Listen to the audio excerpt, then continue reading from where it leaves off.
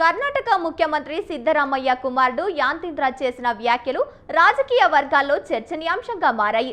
తన తండ్రి రాజకీయ జీవితం చివరి దశలో ఉందని ఆయన పేర్కొనడం గమనార్హం.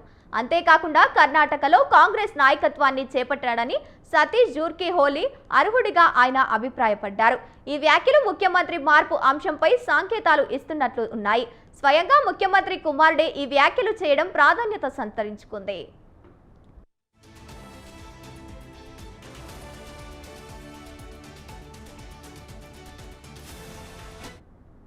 బెళగావి జిల్లాలో బుధవారం జరిగిన ఒక కార్యక్రమం యాంతీంద్ర పాల్గొన్నారు.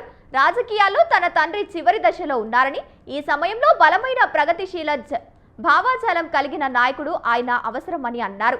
అటువంటి నాయకుడికి సిద్ధరామయ్య మార్గదర్శకంగా ఉంటారని ఆయన పేర్కొన్నారు.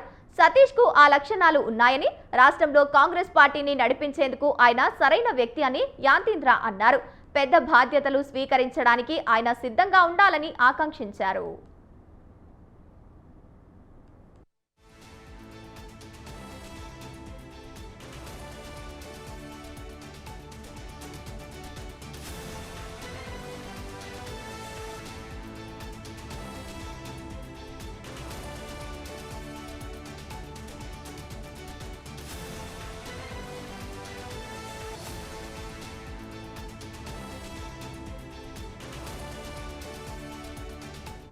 ముఖ్యమంత్రి మార్పును ఉద్దేశించి యాంతీంద్ర ఈ వ్యాఖ్యలు చేసి ఉంటారని రాజకీయ విశ్లేషకులు భావిస్తున్నారు.